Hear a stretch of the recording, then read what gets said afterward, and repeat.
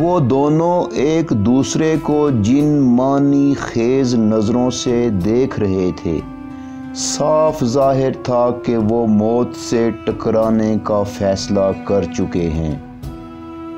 وہ دونوں ایک خوبصورت کمرے کے فرشی قالین پر آمنے سامنے بیٹھے ایک بہت اہم فیصلہ کر لینے کے بعد گہری سوچوں میں گم تھے۔ ان کو کامل یقین تھا اپنے اللہ پر کہ فتح یا شکست فوجوں کی تعداد پر نہیں ہوتی بلکہ یہ اللہ کی طرف سے ہوتی ہے۔ پھر اچانک وہ دونوں اٹھے اور سجدے میں چلے گئے۔ سجدہ طویل ہو گیا اور پھر دونوں پر رکت طاری ہو گئی۔ ان کی سسکیوں کی آوازوں سے کمرے کا ماحول غمگین ہو گیا۔ دونوں ہی سجدے میں گڑ گڑا کر اللہ تعالیٰ سے معافی مانگ رہے تھے اور دعا کر رہے تھے، اے اللہ، اے تمام جہانوں کے رب، اے محمد عربی صلی اللہ علیہ وسلم اور ہم سب کے رب، اب تو امت مسلمہ پر رحم فرما دے۔ اس 13ویں صدی عیسوی نے تو ہمیں ایسا برباد کیا کہ مکمل تباہی کے دانے پہ لا کے کھڑا کر دیا ہے۔ اے اللہ، تو بہتر جانتا ہے کہ ہمارا انگ انگ زخم خوردہ ہے اور سارا عالم اسلام سخت خطرے میں پڑ گیا ہے۔ اے اللہ، اگر ہم بھی کفر سے شکست کھا گئے تو پھر مکہ اور مدینہ کا کیا بنے گا؟ اے اللہ، تجھے قسم ہے تیری بڑائی و کبریائی کی، ہمیں معاف فرما دے، ہم پر رحم فرما دے۔ اس طویل سجدے میں اللہ تعالیٰ سے گریہ و زاری کرنے کے بعد دونوں سلاطین اٹھتے ہیں، آپس میں پرنم آنکھوں سے بغل گیر ہوتے ہیں اور پھر اپنی قوم کو جگاتے ہیں کہ اٹھو اور کفر کا مقابلہ کرو، ورنہ ہمارا حشر بھی بخارا، سمرقند، خراسان، ایران، بغداد، حلب اور دمشق والا ہوگا۔ مسلمان کا شیوا نہیں کہ کفر کے آگے بغیر کسی وجہ کے گھٹنے ٹیک دے۔ اہل مصر ان کی آواز پر لبیک کہتے ہیں۔ سامعین، یہ دونوں مصر کے مملوک سلطنت کے سلاطین ہیں۔ ان میں ایک شرف الدین قطز ہے جو مصر کی مملوک سلطنت کا پہلا سلطان ہے، اور دوسرا رکن الدین ببرس ہے جو بے حد دلیر مگر بے انتہا ذہین جرنیل ہے، جو بعد میں مملوک سلطنت کا سلطان بنا۔ سامعین، رکن الدین ببرس وہ گمنام مجاہد ہے جس نے نہ صرف فتنہ تاتار کو لگام ڈالی بلکہ صلیبیوں کے ساتھ ایسا زبردست برسر پیکار رہا کہ وہ حیران و پریشان ہو گئے۔ اس نے آخری صلیبی جنگ دی سیونتھ کروسیڈ ایسی بہترین جنگی حکمت عملی سے جیتی کہ ہمیشہ کے لیے صلیبیوں کو سلا دیا۔ جب ببرس کا انتقال ہوا تو اس وقت اس کی سلطنت خراسان، ایران، عراق، شام اور مصر تک پھیلی ہوئی تھی۔ سامعین، ان مملوک سلاطین نے 300 سال تک حکمرانی کی۔ پھر جب نپولین بوناپارٹ نے 1798 میں مصر پر حملہ کیا تو ان کی حکومت ختم ہوئی۔ لیکن افسوس، ببرس جو کہ عماد الدین زنگی، نور الدین زنگی، سلطان صلاح الدین ایوبی، شہاب الدین غوری اور محمود غزنوی کے پلے کا فاتح تھا، لیکن اکثر لوگ اس کا علم نہیں رکھتے۔ 13ویں صدی عیسوی اسی کے نام لکھی گئی۔ ببرس 13ویں صدی کا ہیرو ہے۔ چنانچہ ہماری سیریز جانیے کون میں یہی ہمارا موضوع سخن ہے، سلطان قطز و سلطان ببرس بمقابلہ ہلاکو خان۔ سامعین، آپ دیکھ رہے ہیں دستک ٹی وی، لیکن اگر ابھی تک آپ نے ہمارا چینل سبسکرائب نہیں کیا تو پہلے اسے سبسکرائب کر لیں اور ساتھ ہی بیل آئیکن بھی پریس کر لیں تاکہ آپ کو ہماری مزید اپ ڈیٹس ملتی رہیں۔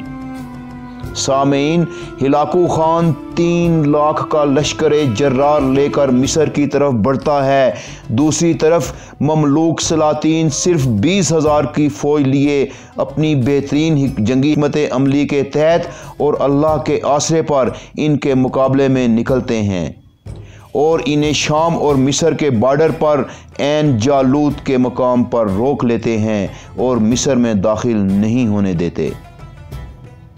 لیکن پھر اچانک ہی اللہ کی مدد آتی ہے اور ہلاکو خان کو 40,000 کا لشکر عین جالوت چھوڑ کر باقی ساری فوج لے کر واپس منگولیا جانا پڑ جاتا ہے، کیونکہ منگو خان جو خان اعظم تھا اس کا انتقال ہو جاتا ہے اور ہلاکو خان جو اگلا خان اعظم کا امیدوار بھی تھا اس کو مجبوراً منگولیا روانہ ہونا پڑتا ہے۔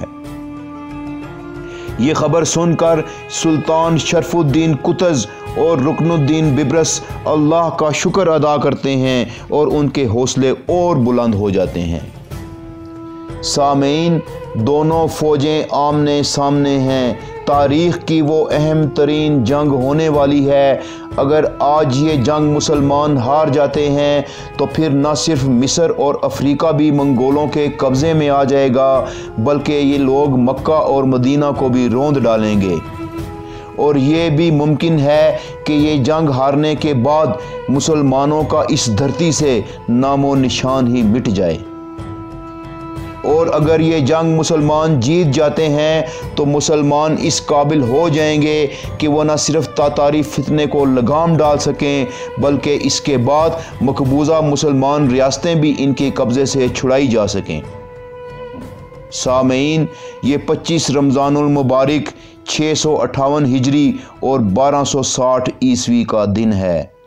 عین جالوت کے مقام پر جہاں کئی ہزار سال پہلے کفر اور اسلام آپس میں برسر پیکار ہوئے، حضرت داؤد علیہ السلام نے جالوت کو شکست فاش دی۔ آج پھر اسی مقام پر کفر اور اسلام آپس میں برسر پیکار ہونے والے ہیں۔